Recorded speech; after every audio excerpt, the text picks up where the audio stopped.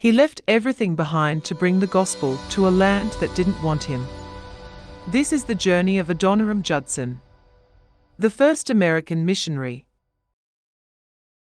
I I'm Adoniram Judson, born in 1788 in Malden, Massachusetts. My father was a minister, and yeah, I had a devout mother, real strong in faith, you know.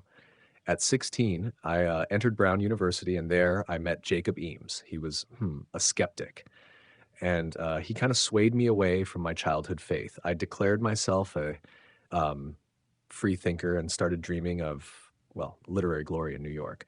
But in 1808, yeah, that year, a haunting night at this village inn just changed everything. So in the next room, this dying man was groaning real loud. It kept me awake. And then I don't know, I just started thinking seriously, like with real questions about eternity.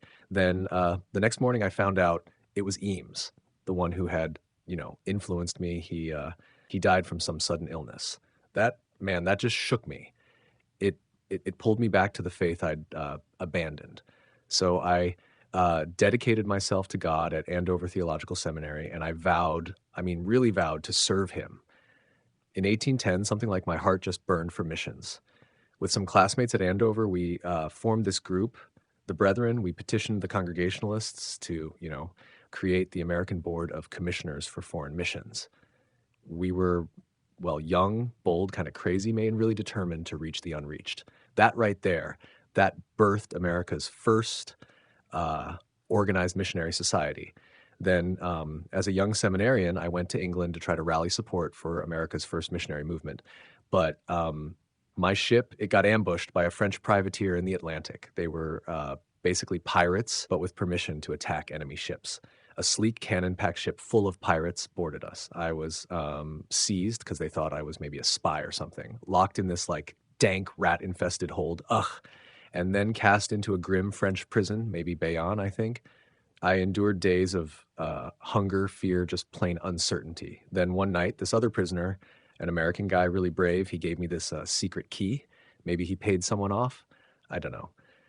Anyway, the guards were all like half asleep from drinking, so I snuck out, heart pounding, tiptoed past them through these dark hallways. I made it to some foggy dock and just boom, jumped into this tiny fishing boat. It took me to a ship headed for England. Just wild. In 1812, I married Anne Hasseltine. Yeah, I called her Nancy. And like 13 days later, we sailed for India as America's, first foreign missionaries.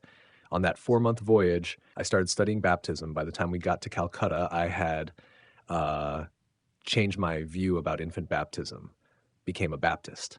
That conviction cost us our Congregationalist support. But William Carey's associates stepped in and baptized us by immersion. Then the British East India Company, they kicked us out of India, so we ended up in Rangoon, Burma in 1813, a land, man, steeped in Buddhism and full of suspicion toward foreigners. The Burmese language was like crazy hard, no dictionary, and the people were just kind of indifferent to the gospel. Nancy and I struggled hard to learn Burmese. Then in 1814, our son Roger was born. That brought, a little joy, but Burma was rough. Diseases everywhere, like cholera, malaria. When Roger was just 8 months, he got very sick. We don't really know what it was. Maybe cholera, maybe something else. We did all we could, but he was too weak. He died in 1815. We buried him under this big mango tree in our yard.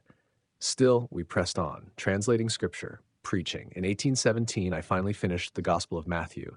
Then in 1819, after like 6 whole years, I baptized Maung Nao, our first Burmese convert. In 1820, I traveled to Ava, the capital, with another missionary, Coleman.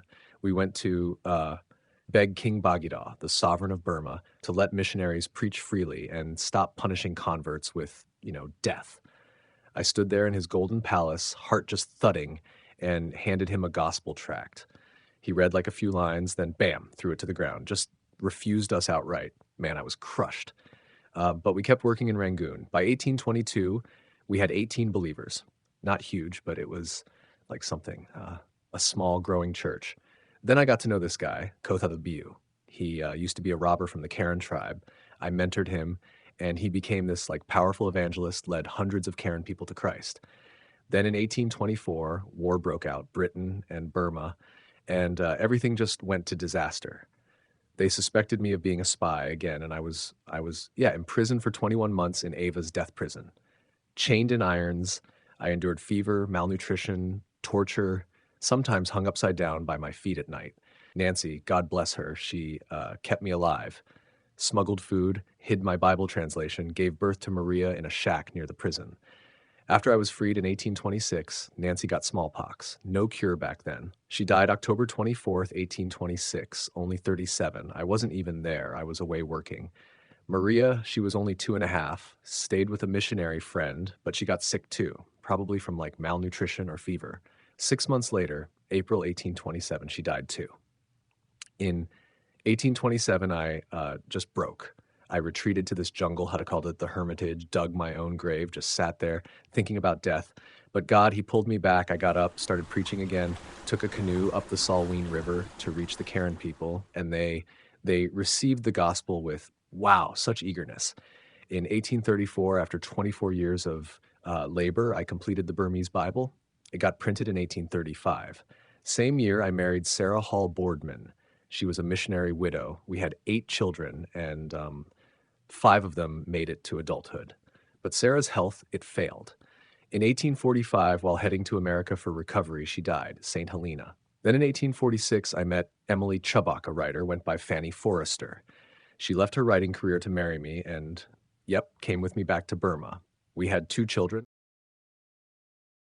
I, Adoniram Judson, died in 1850, passed away April 12th at age 61 on a ship in the Indian Ocean. I was trying to, get relief for my failing health. They buried me in the sea.